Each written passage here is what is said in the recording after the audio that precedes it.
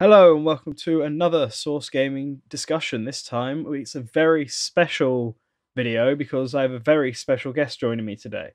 Today's guest is Alex Rose. Say hello, Hello. Alex. Hi, how's it going? It's going great for me. How's it going for you? Pretty good. Just got up. So, those who don't know, Alex Rose is the creator of Super Rude Bear Resurrection, which is a brand new indie game that came out, what was it, 3 weeks ago? Yeah, something like that. Like beginning of May. Yeah. It's out on PS4, Xbox One, and Steam, and it won quite a lot of awards on its build up. It won like an award at Tokyo Game Show and at some other events in the UK, and it's been getting really like lots of praise. GameSpot gave it a 9 out of 10. Eurogamer gave it something to the equivalent of. Yeah, it's been pretty. I was quite surprised at how well received it's been, because you spend 3 years making a game quietly in your room, not knowing how it's gonna go, and most of your friends, like the vast majority of my friends' games flopped and stuff like that. So you don't know if you are another one of your friends or like your game's gonna do well. It's really Yeah. hard to say. Well, luckily, it seems to be going pretty well. Yeah, And I think it's a game that a lot of our fans at Source Gaming would quite enjoy. I think it's that sort of game style. So we're just going to conduct a sort of little interview here. I've got a bunch of questions I wanted to ask Alex, and he was kind enough to let me do so. I guess starting from the top, we'll start with something more surprising for most people. So a lot of people, this is probably their first interaction with Rude Bear. Yeah. But it's actually like the 14th game you've made in the Rude Bear series. Yeah. And in fact, it Isn't might it? now be I think it was the 16th. 16th. I feel Uh, like I counted 13 on your website. I think the last one was a 3D one. oh yeah, but I kept two off there. Oh, okay. It's up for debate whether the two latest ones. The last one is called Not Rude Bear, and the one before that is called Rude and Bare. So you could argue that neither of those are real Rude Bear games, and in fact I do. I am going to have this argument with myself.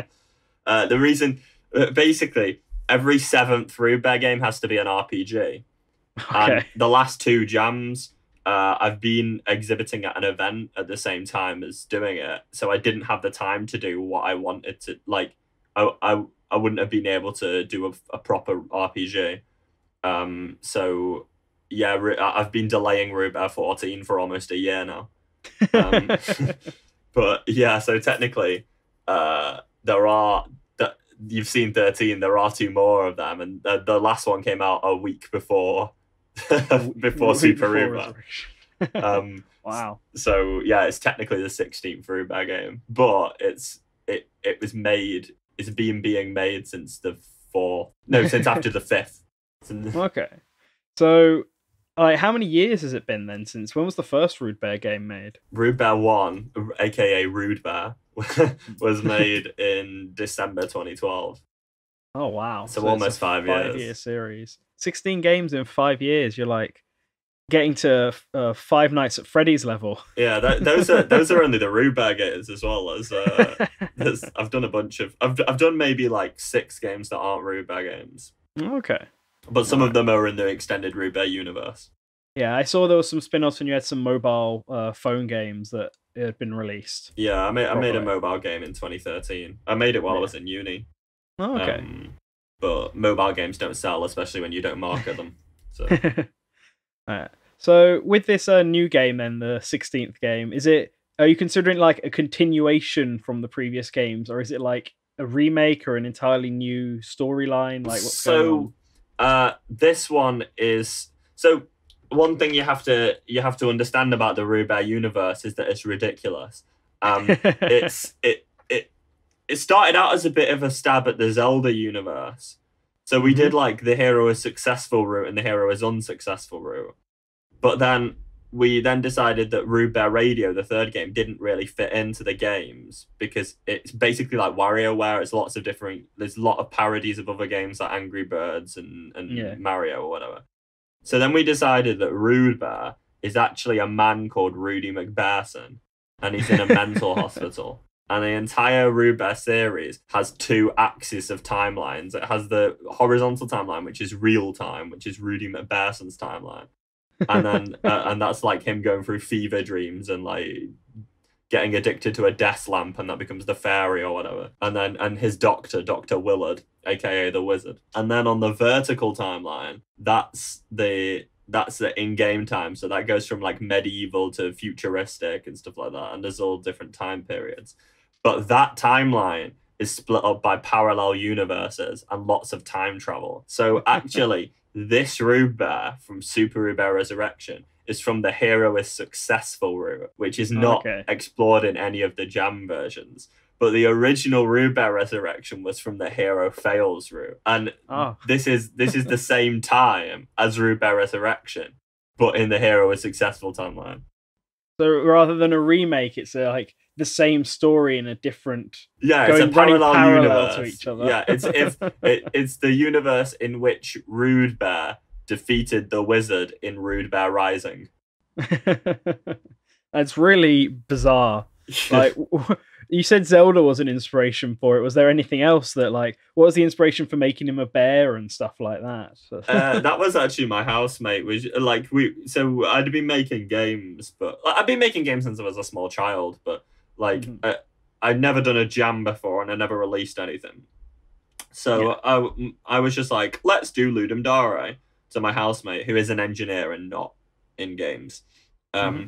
But he was like, I'm terrible at drawing. He's slightly less terrible at drawing. We're both, neither of us is good, but like either way, he's better than me. Yeah. So he said I wanted to make like a biblical RPG thing with like apocalyptic style, like Revelation stuff, and he was just like, why don't we just stick something simple? You're a bear in a park and you just go around mauling people. And I was like, because the theme was you are the villain. Okay. And I was like, yeah, fine, all right. And I was like, but that's not very interesting. You're a bear. How about you're like a gangster bear? And so originally he had like a clock that pointed to 420. He had his pink cap. And it just like had some like heavy gangster rap like beats as the background, and we kind of failed to make him the villain, because then we made him we kind of made the police bad guys ish. They're like pigs and they don't look particularly nice, but you are mauling civilians at the beginning. However, Rude Bear is not an unsympathetic character or a bad guy. The reason Rude Bear is like this in the first place is because of the Wizard. Right, so that's it. The Rude Bear 1 happens immediately after Rude Bear Rising, and it's after the Wizard sort of possesses him and forces him to be evil. Okay. Yeah, so I mean, it just is, right? Like, he's a bear because my housemate said, let's make a bear. And then people really liked the art style because he drew it by hand. So we didn't have a scanner or anything. I mean, we did have a scanner. We used the scanner. Like, we didn't have animation. So I made it so that I put them all on puppet sticks and had them bob around. And people found the art style really funny and found the game really funny. So then we decided to just make a prequel. But in the beginning of Rude Bear, he comes out of a pond because I've been listening to a song a lot called Come Up Out the Water. If that never happened the entire Rude Bear series, if I hadn't been listening to this dumb song, none of this would have happened. But and there's a TV show in the UK called Ka-Ching. Yeah, I know it. Yeah, and like Rude Bear's name only came because of Rude Boy from Ka-Ching. But yeah, because he comes out from the water, we made a prequel in which Rude Bear is basically Mega Man but underwater. And that's the prequel, and it explains how he gets it. Like, and if you win, that starts the commercial Rude Bear series, and if you fail, that starts the Rude Bear Jam series. So yeah, that's how it all happened. Okay, I get it now. I think. So Rude Bear has been compared quite often to another indie title called Super Meat Boy, which is another really difficult platforming game. Yeah. How do you feel about being compared to, arguably something quite big in the indie spectrum? The thing is, you're going to be compared to something like, regardless of what you make, unless you make something that's so out there that nothing else is like it, you're just going to build on what you know, and you're going to make a game that appeals to you. I like 106%ed Meat Boy the month it came out, so I can't say that I wasn't influenced by Meat Boy, because clearly I played through the whole of that game. But I like, in the same way, I'm very influenced by Sonic. That's why Rube's so big on the screen, and the levels are much longer, and there's several routes through them and stuff like that. I'm very influenced by Mega Man and lots of the mechanics and stuff like that. The art style. I've not played Spelunky really, but the art style was influenced by Spelunky, because I was thinking about how to make a good tile-based system. So, I mean, I don't take it. I never take it as an insult or a compliment. It's kind of true. It is a lot like Meat Boy. You die in one hit when you die, and it's hard, and there's spikes in it. So in that sense, it's like that. And it's weird. Meat Boy kind of is the first game to be that brutal in the platforming genre that I can really think of. Most of them used to be a bit nicer with like lives or health. They'd either be nicer or they'd be absolute nonsense. Like you take a step and suddenly get killed with no warning. Oh yeah, like I Want to Be the Guy. I really don't like the design of that game. I just fundamentally disagree with the principle of killing the player in a way that I feel like that whole game is designed to be frustrating with no payoff. Yeah, but I mean, there's a lot of people who do love it. But I would never make a game like that personally. But yeah, I mean, okay, when occasionally people say it's better than Meat Boy, when people say it's better than Meat Boy, I take that as a very great compliment. When people say it's like Meat Boy, then it just kind of is. Like, I don't like, it doesn't upset me. It doesn't please me. So one of the most unique things about Super Rude Bear, the thing that like makes it different from a lot of other platformers, and I've seen a lot of people praising it for, is its death mechanic. That you can play the game and you can try to aim for a no death run, but if you do die, rather than just being started from the beginning, your corpse is left behind and can act like a platform or a block and stuff. Essentially, the more you die, progression just naturally gets easier, because you can set new paths, you can stop pits from being covered up and stuff. How did you come up with the idea for that? So it was originally a game jam in 2013. It's Ludum Dare 28, and the theme was you only get one. And I know that doesn't seem anywhere slightly towards the final, but the original. Okay, back then there was a game a long time ago a long time ago that it doesn't exist anymore. And how it worked was everyone who died, the game got slightly corrupted. And every time you played and succeeded, the game world slightly repaired itself. But it was like everyone was affecting this world. So if eventually so many people died that the game got completely corrupted and no one could play anymore. And that's it, the game's over and no one can ever play it again and no one will ever play it again. So I was like, now the thing is, in the Ludum Dare community, I'm somewhat well known as someone who always correctly predicts the Ludum Dare theme. I predict it in advance every time. But at this time, I was trying to. It's better to come up with your idea, like to know some kind of idea in advance of what you might do. So I was thinking about. I was looking at the themes that were most likely to win, and one of them was corruption, and corruption made me think of this game.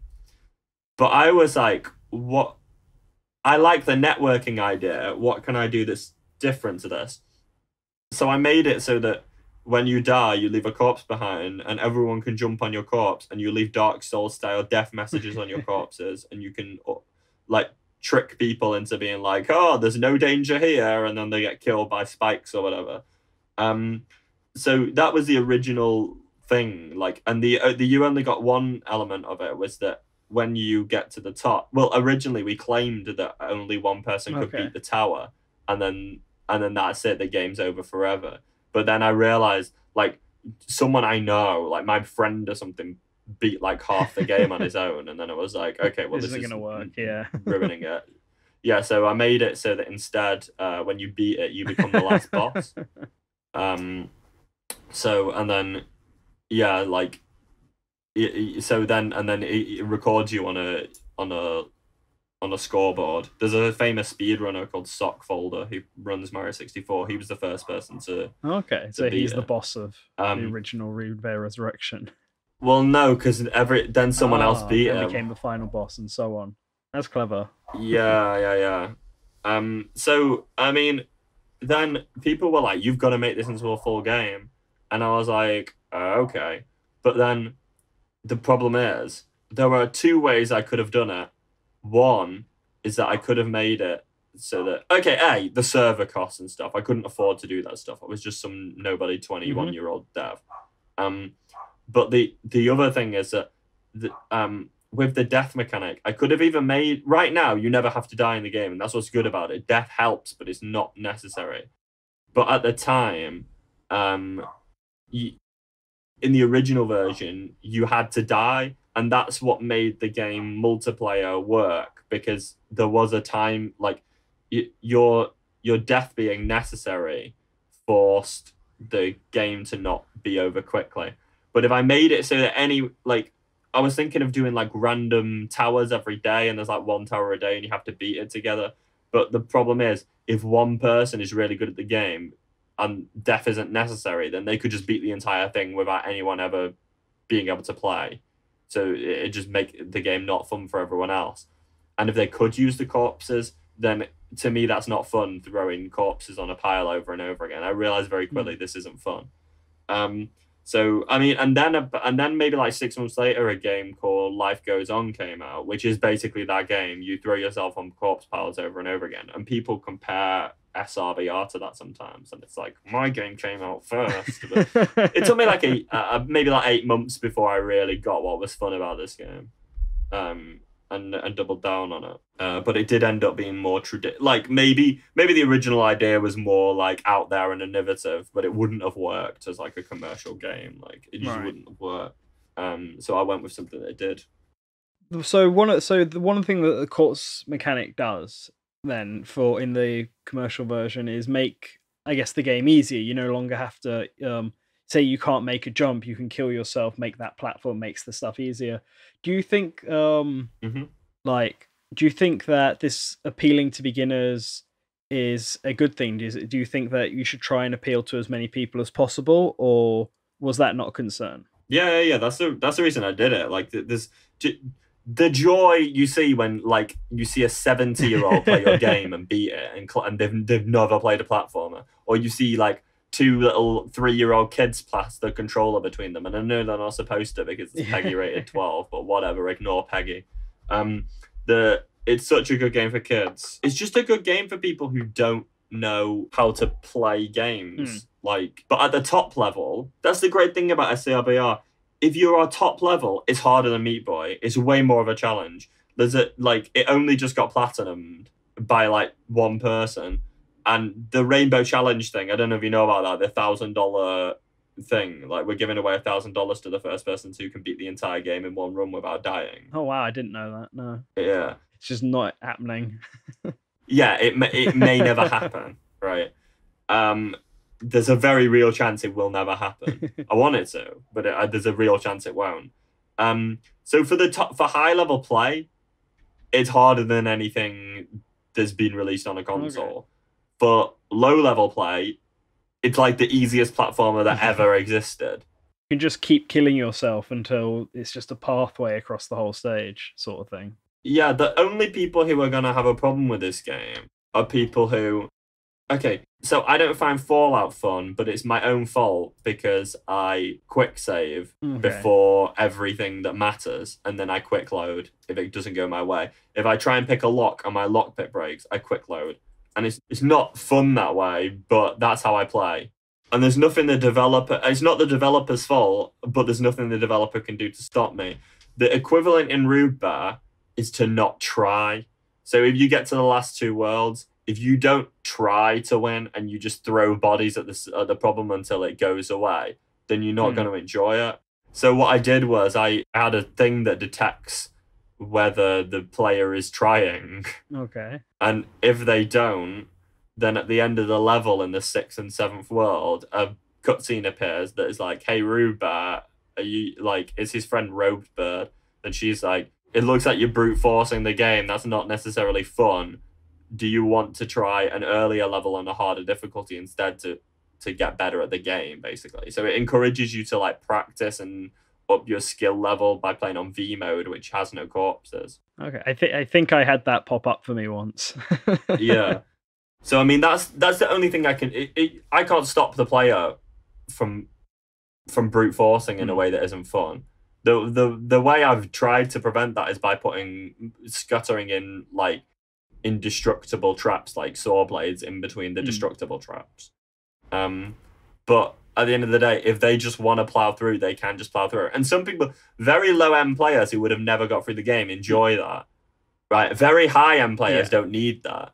But it's kind of like this middle, like sort of good at games, but not that great at games. People who like they won't go for the main challenge, but they feel insulted by the idea that they can brute force it. So that's the downfall of the situation. But to be honest, I make games for hardcore people. Like all my games are really difficult, so I did my best to also include everyone in this. But if then some like sort of lower mid-core gamers can't play it, well, don't enjoy it as much, then I don't care that much. They're not my main audience. Okay, I guess that kind of answers my next question then. Do you think that difficult games still have a place, like games that are specifically made for hardcore people? Do you think that still has a place in the game industry, or should like every game out there try and be accessible to everyone? Make games that you like. Like I like, the thing is, I've sunk hundreds of hours into SRBR. I knew the game was fun because you don't see devs play their own games. If you go to conventions, they like stand around and they try and get other people to play it and stuff. If there's no one playing my game, I'm playing my game. Like I like sometimes I will be playing my game and someone else wants to play the game, and I'm like, well, in a bit, like I'm on this level, you know. Like you can watch me finish first, and it's bad, right? You shouldn't, right? It's bad from like a marketing perspective, but it's good from like an actual making a good game perspective. The fact of the matter is, I grew up. I'm ridiculously good at games, right? I'm one of the best. My speedrunners, the first like month was them like, can we beat Alex? And they finally did beat me by about 30 seconds. But if I wasn't working on like, I'm busy working on like bug fixing and stuff like that. If I wasn't working, if you gave it a day, I would destroy the current world record of the game, right? I guess that's a nice segue to my next question of, have you found any players out there better than you? I mean, there's people who've done some stuff that I can't do that's ridiculous, but there's no one who's as consistent at the game as me right now. There's people who are like, but I haven't platinumed the game and other people have. I mean, there are a couple of people out there who could claim they're better at the game than me. They're wrong. But like, the thing is, I'm not putting in the effort. If I sat down, if I put in as much time over the past week as these people put in the past week, the thing is, so Meat Boy, I 106%ed because I was sat there. I was just sitting there and I was like, I am gonna destroy this game. But Rube Bear, I've never sat down with the intention of beating it. I've just played it as I made it, and I've just like sat around and had fun with it. I've never been like, I need to platinum this game. If I wanted to platinum the game, I could do it today. But there's two things I haven't done, basically. There's like one marathon I haven't done and one level I haven't rainbowed. But it's just a case of if I sat on that level for like 3 hours, it would get done. I mean, going back to the other thing about hardcore games, of course, that like there just is. There's a place for them. I don't like the Dark Souls series because I think it's too punishing. I think when you die somewhere, then you shouldn't be put back like a million miles away. Rubear, it kills you and it puts you back like a second, wherever, like 1 second away from where you were. But yeah, I have no interest in playing easy games or narrative games. Like, it just doesn't appeal to me, so I'm not going to make those kind of games. So This game was developed for 3 years, right? This commercial one. So, Hmm. were there any difficulties that you ran into during the development process? Was there anything that was really easy and you just knew straight away? So the easy thing is making a game. Right. Here's the thing. Like people are like just people annoy me like because they download asset packs and they use like a thing like an animation software that tweens stuff, and I am very like every line of code in Ruby is mine except for two pieces of software. One is the input manager. The reason I didn't write the input manager is because the one I've bought handles like 500 controllers, and there was no way I was doing that myself. And the second one is but it's been a nightmare working with it.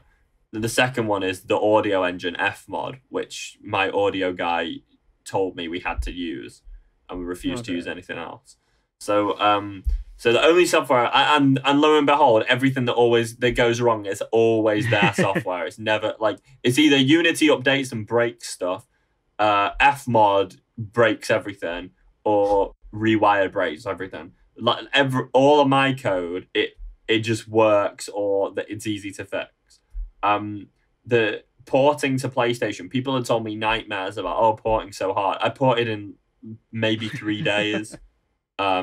Like I hadn't even like I hadn't started to port yet, and my first like I was checked in for my first submission in like 2.5 days Okay. time, and I just like quickly threw it together. Like the the the game development isn't difficult. There's just lots of it. That's why it took me 3 years. There's It just just lots of takes stuff to time. do. But I didn't find any of it. I didn't find any of it hard. The things I find hard are like drawing a picture, but luckily I don't. I have artists to do that for me. The biggest difficulty. Okay, right. There's a couple of things that were hard, like code wise, because I had to think for like 6 hours. Like there's the hardest thing in the game to make was I don't. There's a boss called Rhythm, like a stomping boss. It's the third boss, yeah, and a floor underneath him. He destroys it. Now he himself is like fantastically easy to code because I have a physics degree, so it's Okay. just in physics, right? I specialized in mechanics, so that's why the whole game's super easy because I it's literally like 3 years, 3, 4 years of uni. this was basically my PhD project in dynamics because I did dynamics, advanced dynamics, Lagrangian dynamics. I did 3 modules of mechanics at A level. Like this is like the hardest bit, the hardest physics in Ruby is like first year uni level, and like it's not even touching on the most difficult mechanic stuff I've done. So that's all fine. But Rhythm, the problem with it was he stomps on these blocks, but you'd think you could just with the blocks, you'd think they could just have squares and you stomp them and you remove the squares. But that's not how it works because Unity's stupid. So every like if you put the floor as all blocks, then you can actually crash into the floor. Like sometimes you'll be running and you'll bump into the Okay. floor. Like it will because numbers aren't real. Like numbers aren't stored properly in computers. That it stores them as like fractions and stuff. So like if the it doesn't think it might think that you're slightly lower than you are or something like that, and the approximation gets wrong, and you're just running right, and suddenly you bump into the ground. So all our colliders have to be lines. So when you've got a straight line on the top, and then he stomps through a block, now that line has to be split into a left line, a right line, a bottom line, and two side Yeah. lines. If you see, because it has to, and just the code for that is just the problem is it most code you write it and then it might not go right and then you just change it, but you can kind of see what's going wrong. This code was like 2,000 lines of code, and if anything went The whole wrong, thing would have to then be rearranged and changed and stuff. yeah, like it just wouldn't work. So you had to get it right first time. So that was like the hardest thing, and it took me like 6 hours. But in the grand scheme of things, in 3 years, 6 hours isn't that bad. The main bad thing is just like just money and things costing stuff. Like I didn't realize it cost $2,000 to license a font, or it just seriously, there's stuff like that so often. Like Peggy rating costs two Oh gosh. grand, and like um like when you make a video for like PlayStation or whatever for the trailer on the thing, you have to add the PlayStation for the players thing on the end. But depending on whether you're supporting Vita or whether you're supporting PlayStation and blah blah blah blah blah, there's like a million different. There's like thousands of different combinations of this specific ident that you could need. So you have to render it yourself in After Effects. So you have to go get After Effects and learn to use it to render the PlayStation logo and stuff like that. Being an indie dev is like wearing all the hats in the world. You've got to be able to do everyone's job on earth, basically, because you've got to be able to run a business. You've got to be able to do economics. You've got to be able to do presentations. You've got to be able to like demonstrate the game, beta test the game. You got to market. You got to code. You got to do maths. You got to like know art direction and color theory, and you're gonna like be able to make sound effects and understand like ADSR envelopes and equalization and mixing master. You gotta have everyone's job. But if you're generally good at everything, indie games is easy. You just do it. If you just gotta believe that you can do everything, and you gotta believe that you've got to be so arrogant that you're going to look around and be like, yeah, everyone's jobs. I can do everyone's jobs with no previous training. And then I think the only thing that stops people from doing everyone's jobs is because they don't believe they can. In the past week, I've learned like pretty decent Russian. I've probably learned about 300 words of Russian just because I decided to.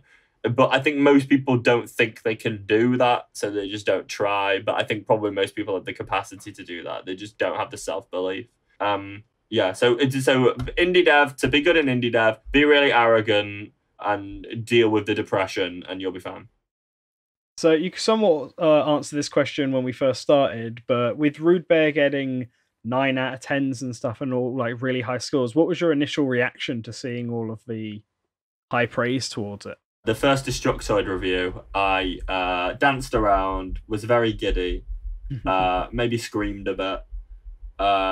The GameSpot review, by the time the GameSpot review rolled around, like I'd got so many 9.5s and 9s, I was kind of like, yeah, whatever. Another 9. But like because it was GameSpot, that was kind of good. So it was actually the day of my launch party. Oh, nice. And we're sitting around and everyone was like, I'm like, oh, hey, have you seen my 9 out of 10 GameSpot today?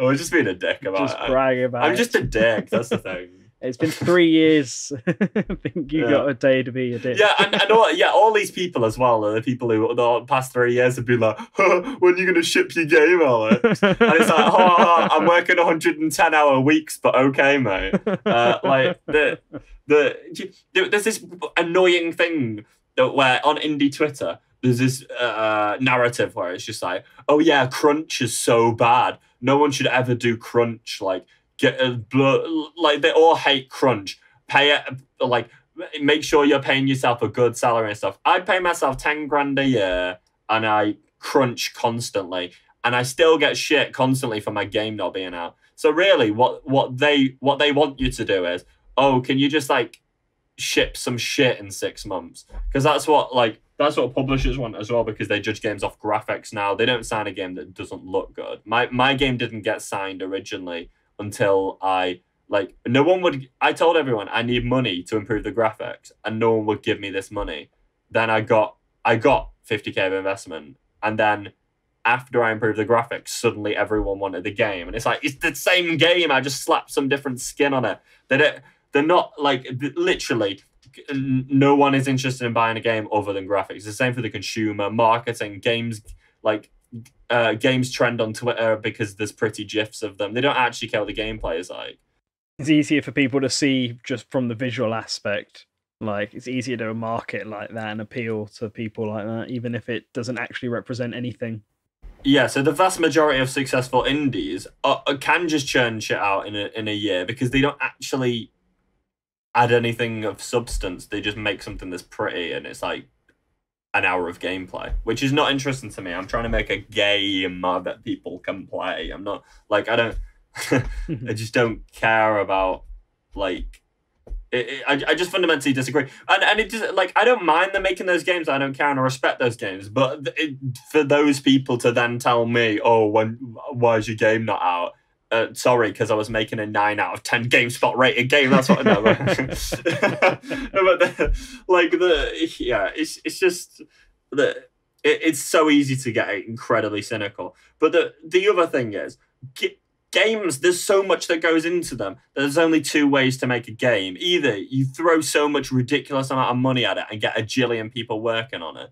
But even if you've got a jillion people working on it, it takes them it takes two programmers so much more time than it takes one programmer to do something. Like if one programmer did an entire thing himself, he would take less man hours than two programmers because they got to like read each other's code and figure it out and comment everything and blah blah blah blah. So like it makes everything take way longer when you're using a big team. So to ship a game that's got a lot of content in it before the end of your console generation, you've either got to crunch or you've just got to take like a million years. I did both apparently. But if I hadn't crunched on Roobet, it would have taken like 5 years. My investors would have like got rid of me, and no one would have cared because it would have been like years out of date already. By the time it came out, like 4K would have been a thing, and my game would have still been 1080p. So, whatever. I'm just having a rant about nothing that you didn't ask me. It's all right. I let it all out sometimes. So, I guess so. Moving somewhat off of Roobet, do you own a Nintendo Switch? I don't yet. Okay. Because you know what? I bought every Nintendo console at launch, from Game Boy Advance to in fact, did GBA come out? Wait, GBA was like GameCube was 2001. Yeah. GameCube, May the 3rd. Yeah, and then GBA I think was the year before. 2000. Yeah, it was 2000, wasn't it? Yeah. So yeah, GBA was the first one I got at launch, and I got GameCube Wii, which is December the 8th, 2006. I got like that's how obsessive. Like I knew the dates and stuff. I bought 3DS at launch. I bought Wii U at launch. Mm-hmm. Switch. The fact is, I've busted out my Wii U like twice. Okay. Like I played like Nintendo Land, and then the thing is I'm so busy that I don't have time to play stuff. And the only game that I really fucking love is Zelda. I liked the small Zeldas. Like it looks a bit like Gary's mod or Far Cry to me. Like it doesn't look like Zelda. Like I'll give it a chance eventually, but I'm not buying a Switch for it because I just like bought a Wii U for nothing. So I'll buy the Wii U version. Okay. And I'm getting a Switch dev kit, but unfortunately, Switch dev kits don't play retail games, so I can't just use it. That's the annoying thing. Like Xbox One, I have two dev kits, and they both run retail. Oh wow, I didn't know. PS4, that. I have a game out on PS4, but I don't have any PlayStation console. I can't play any retail PlayStation games. I was a Nintendo kid. Okay, well that's somewhat, I guess, into my next question. Like the Nintendo Switch is supposedly easy to port Unity games to, so have you considered a Switch port? I guess if you just bought a dev kit, then here's a secret they don't tell you about Unity. Do you know if you want your game to work on Switch, in Unity you click File, Build, then you click the drop down button that says PlayStation, and you change it to Switch, and then you click Build, and then you're done. That's literally it. Easy. Right? They like you think I'm not joking. Like this is literally like you click the Switch button. When people like I don't think people understand like game devs like to protect the secret because they like to keep up this narrative that gamers are ingrates or whatever. It's really easy to do a port. You literally click the port button. Like, if you've written your own engine, yeah, fair enough. And maybe Unreal isn't as easy as this or something, but Unity, like, it's laughably easy. All you need is a dev kit. The only thing that's difficult about porting is that they give you this checklist of, like, a jillion things you're going to tick off. Like, oh, the UI must be within these, like, lengths and stuff, and you must detect controllers in this way. And you've got to rewrite the leaderboards. Rewriting the leaderboards and the achievements, and especially Switch didn't have achievements, right? So, and I'm not even sure it would have leaderboards. Who knows? But either way, like that stuff takes about 3 days, as I said. Okay. Like, and then the other stuff, the following this manual of a million things, You should be doing that from the start of development. Like, okay, I didn't do that from the start of development because I didn't know they were a thing. But a year ago, as soon as I got my hand on these lists, I made sure my game, I had checkboxes and I made sure my game fulfilled all these criteria. I'm pretty sure the criteria, I've not tried porting to Switch or anything, but I'm pretty sure the criteria on PlayStation are going to be pretty much the same criteria as on Nintendo. Yeah. So at the point where you've done one console game, oh, and by the way, Steam was harder than PlayStation, right? Because it has worse documentation.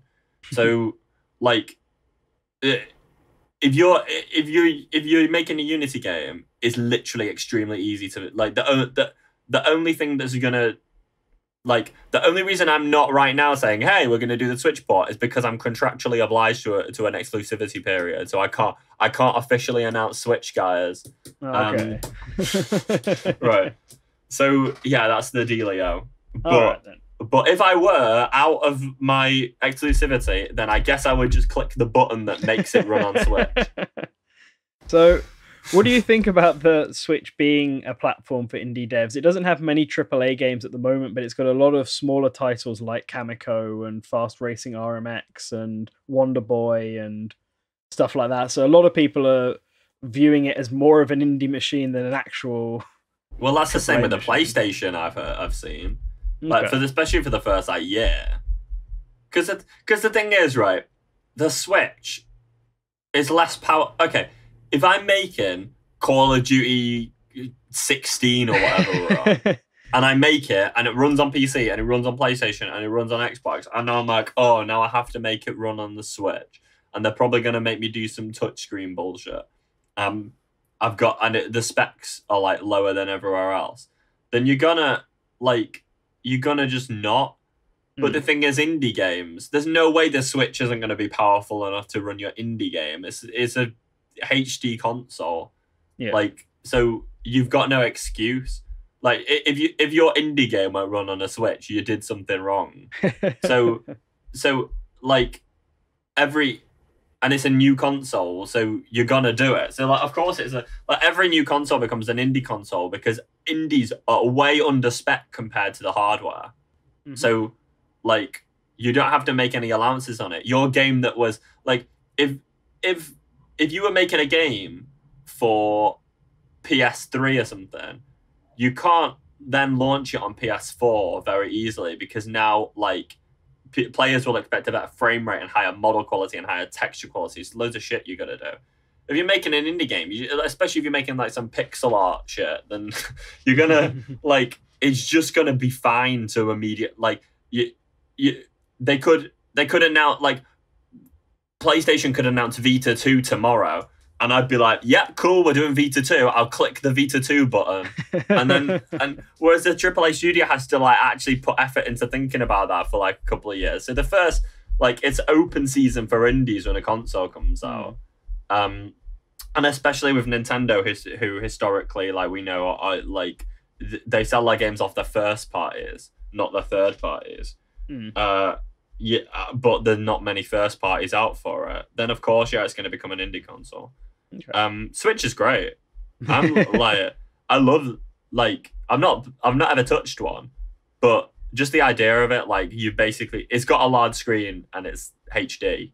Well, 720p or something. And it's screen 720p. When it's in the dock, it goes to 1080p on the TV. Yeah, so that's all you want, really. Yeah, because you don't need 1080p when you're in the go. You just need a big screen. The only reason I don't play the 3DS anymore is because like I play the shit out of the DS, but that's because I had lower standards for like my screen that I work on is a 42-inch TV. So and I never leave the house because I'm game developing all the time. To be fair, I don't play games anymore. But if I'm on a train or something, I want to do work on my laptop. I don't want to be sitting on a tiny little thing. And if I'm in my room, there's no way when I have a 42-inch TV that I'm going to whip out some like 2-inch screen. But I could see myself using a Switch.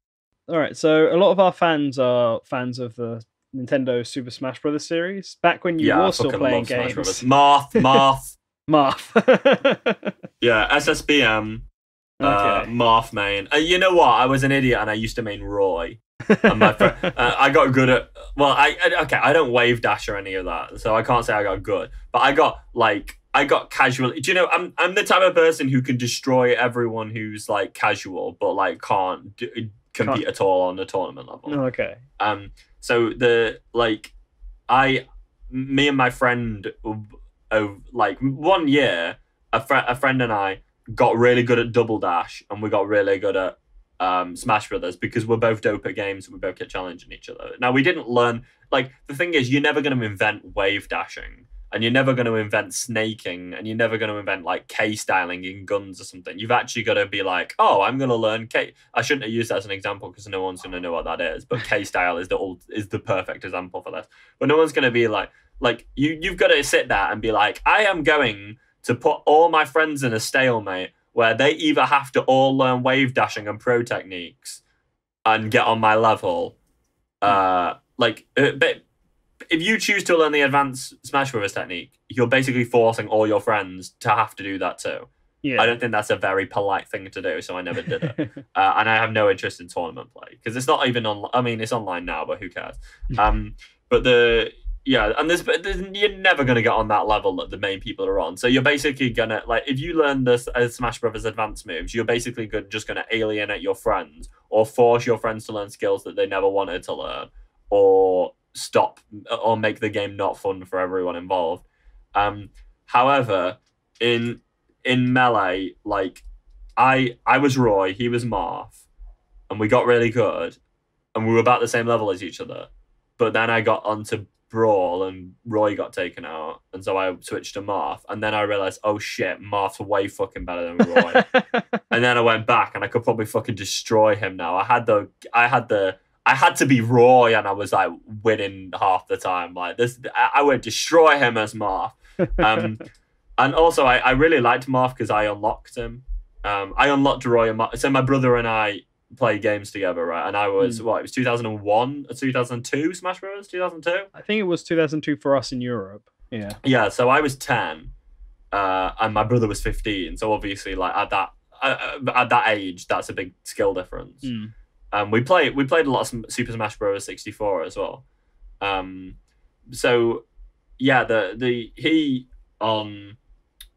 he would unlock most of the characters and stuff like that, apart from the one where you plug in the controllers and like leave it on for 20 hours to unlock Mewtwo. Yeah, but so I remember unlocking Marth and then immediately being like, I'm gonna play this on adventure mode, and then unlocking Roy, and then I was like, Roy is my character now. He's the second one, he's the best one. I unlocked him. My brother was just Pikachu and was just super cheap, just like Pika, you know, like bullshit. That's such like I'm sure at like high level play that's not a good move anymore, but in casual play that's like the cheapest shit ever because it just like it's so hard to like get wrong. Yeah, like it's so easy to just do a shit ton of damage. If you're underneath anyone, or if they're on the platforms above you, you can fuck them. If even if they come and hit you, if they don't hit you quite in time, you can fuck them. Like and it's got the side B move. Pikachu's quite like an overpowered casual character. Whereas Final Destination, Marth only, no items. No, I actually like items because I think they differentiate people who like know how to play Smash Brothers from people who don't know how to basically wave dash. Yeah. When you're allowed any arena, when you're allowed to play on poker floats with maximum frequency Pokemon on, and you can still win, that's when you're good at Smash Brothers. Like no, but being able to like throw a capsule like across the map and like not like someone's trying to recover and you kill them with a capsule, or like no, if your favorite item is a green shell, that's it, you're pro. Like yeah, I love Smash Bros. It's such a classic game. Like Melee is one of the best games of all time. I love that game. So I think I saw you mention this on Twitter the other day, but have you already got an idea for what your next game project will be now that Rude Bear is out? Yeah, I shouldn't say this. But okay. Why not? We were talking about Zelda before. Yeah. My favorite Zelda, my favorite game of all time is Majora's Mask. Mm-hmm. I also played a shit ton of Ocarina of Time. The things that I liked about these games were that like the things that I increasingly didn't like about the new Zelda games are they're like, wow, look how big it is. Like you get in Twilight Princess and Lake Hylia is so fucking big that it's just annoying. Like, and you know, like if you have you played much Ocarina? Yeah. I grew up. I bet you can you can think, oh, here's Hyrule Field, here's where Lake Hylia is, here's where the castle is, here's Kakariko Village, here's Oris Domain, here's like Death Mountain, and here's the Kokairi Forest, right? Yeah. You just know where it all is. Can you fucking do that for Twilight Princess? Because I got no fucking clue the layout of that game. Do you? I probably could, but I'm like a massive Nintendo fanboy, so yeah, like Skyward Sword. I suppose I can kind of see that, but that's because it's just some shitty hub world. Like, and then like, oh, do the same level over and over again. Like, so I basically want to make a game that's like the old Zelda games, except it's not in a fucking giant world. It's more like you've got your sort of Clocktown hub world style thing, and I know I just dissed hubs, but but in that world, in that town, you can find a bunch of dungeons, and it's a small town, but the town has all the good things about Majora's Mask in it. It has the villagers, and it has the emotion, and it has the like it has the side quests and stuff, which aren't necessary but are cool. And then like your main like the dungeons. So I'm just gonna give you the whole pitch, right? Okay. Chrono Trigger, right? It's really dope, right? Have you played Chrono Trigger? Yes, I have. I love Chrono Trigger. And the thing that's dope about that is you fucking plant a seed and then you go back in the future and there's a tree dungeon. That stuff's fucking awesome. So basically, I want to do this village, and it's a village, and there's like there's a giant in the middle of the town. There's a giant sundial, and it's got a staircase on it. And if you think about the forest temple on Ocarina, there's that like there's the elevator that takes you down to the the poser. You have to light the four torches. So it kind of be like one of those things, like a little like something that a king might sit in. You know what I mean? When they're being transported around. Yeah. One of them on top of a staircase, right? And it's a sundial, but the staircase is like the thing that casts a shadow. Okay. Right? Yeah. And you climb the staircase, and when you get in the thing, you can make the sundial spin round and round and round, and it goes day, night, day, night, day, night, day, night, and it'll bang, you wake up in a new time, and you get to choose the times yourself, right? And the times, like, the village evolves through the time. So you got, like, one sort of, like, medieval fantasy, like, kind of, like, just, you know, that whole, like, Lord of the Rings-ish era. Like, and then you got, like, modern-ish. I might do like a cyberpunk future thing. It depends how much budget and stuff we've got for it. Right. One of them like gothic horror, sort of Victorian, that kind of thing. And like all of the town would have different factions. So you'd have like crows in one place, and the crows would be a bit like in the gothic era, they'd be running the town, and they're a bit like they're all hooded and stuff like that. And then in the medieval era, it's run by the lions, and then there's like the boars and stuff. The boars will probably run the prehistoric era, right? And you can solve side quests, and they help things happen in the village. So the thing in Majora's Mask that's great is that you can help people, and then it actually makes a difference, and all the days are choreographed, and because they've got this time mechanic. Now, obviously, you can never get as good as that to be honest, they didn't take full advantage of that situation. They could have had like every minute of those people's days scheduled constantly and dialogue for it, but budget or whatever. Yeah, I think but time schedule for like 2 years to make it. So yeah. So, but now you can't do Majora's Mask, right? Because it'd be a rip-off. Yeah. Because but I think you can do this, right? So what it'd be is you got the different time zones. You can go back in time, and then you can you affect people, and then their descendants would suffer or benefit from it. So you might like make people fall in love with each other by like some guy is like, oh, I really wanted this rainbow feather I was going to give to my girlfriend, but it's lost now. And then you can go back in time, and there's like some prehistoric rainbow like bird thing, and you beat it, and you get his feather, and then you go forward and you give it to the guy, and now the guy gives it to the girl, and then you go in the future, and now they have kids, and one of the kids is a bully, so now one of the other kids is getting murked in school. Like, you know, like there's so many places you could go with it. There's like a time capsule, and you go back in time, and you put like someone wants like a really old wine or something, or like a potion takes like 1,000 years to actually like ripen or something. So then you just put it in a time capsule and you go forward in time 1,000 years, and then you pick it up and now it's done and stuff like that. Meanwhile, so it'd just be not that big, right? So you got I'm thinking the size of Clock Town, right? Yeah. And then, but it just changes from with the eras, and it shouldn't cost that much on budget because we just like rework what we were like. Everything would kind of be built off the other things. We just kind of change the graphical style between the eras and stuff like that, and we'd obviously change some of the architecture and stuff like that. But then like you're using boars and stuff, and the boars can look a bit like their ancestors and stuff like that. So yeah, one thing that was great about Majora's Mask was that they really didn't give a shit. They just went, hey, we've got all these models from Ocarina of Time. Let's just use them again with completely new character names, and who the fuck cares? And it was a great game, and who cared? I kind of want to do a bit of that stuff. Like, hey, I'm more interested in the gameplay than blah blah blah. But then in every era there'd be one dungeon, and the dungeons would be built on squares, right? So everything would be like, do you know how Ocarina of Time is on cubes or maximum hexagons? Yeah. Like everything. So you know where everything is. You can jump off stuff. Like it's very clear the design of everything. And the dungeons on Ocarina isn't that big a game now. In a low poly game, there's not that much. If you took out Hyrule Field, it's actually a very small game. Yeah. There's not that many arenas. I reckon I could pull off an Ocarina of Time size game, or at least a Majora's Mask if you got rid of Termina Field. And actually, to be fair, the swamp's quite big.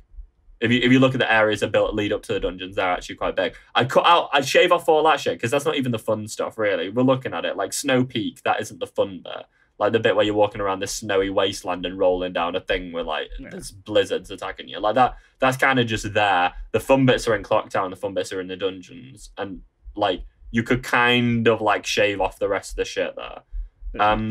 My plan is to basically shave everything off Zelda that's unnecessary and make something similar because no one else is like Nintendo are clearly not gonna make a game that I want to play anymore. On the Zelda series because they're obsessed with this idea of just making it huge and stuff like that, and I know it's been getting extremely high ratings, but that's not what I think of when I think of Zelda. So if they aren't going to do it, then I'm going to do it. So that's my plan. Okay, all right.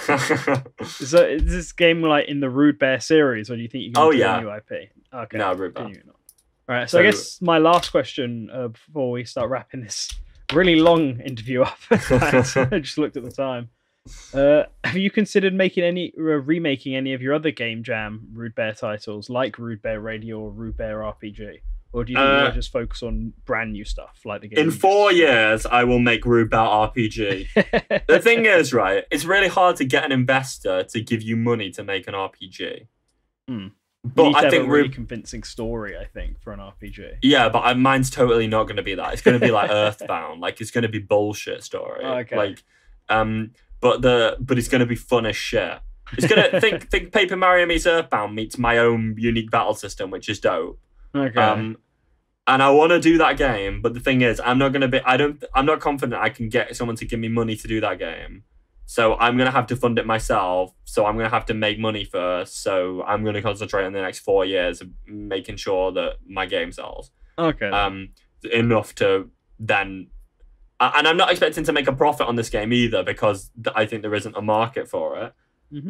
But it's my gift to the world, is this game. Seriously, that's my plan. Like, I want an RPG that I just want to make. So that's Rude Bear RPG. The other things that I would consider doing, Rude Bear Recreation, I would consider making a mobile game. I would consider making Rude Bear Raid. But I don't want to do it. Like, I'd consider hiring someone else to program it because I really don't like it's so much networking shit that I don't want to do it. But Rude Bear Raid's super fun. And I would consider doing a Rude Bear pack, like a game that's just like loads of Rude Bear games in one. Maybe like the 6 best ones, and then you can just go and a bit like the Mega Man Anniversary Edition stuff. Yeah, but the Rude Bear Anniversary Edition. Yeah, exactly. Maybe I could do like a 5. Oh no, it's too late. There's no way I'm shipping a 5. It's coming out in 5-year anniversaries in like 7 months. There's literally no way I'm shipping that in time.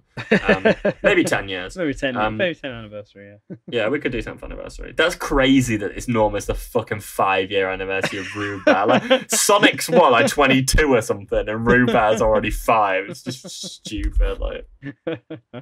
All right, well, I think that's wraps it up for all of my questions. So, unless you have anything else you want to say to the people listening in?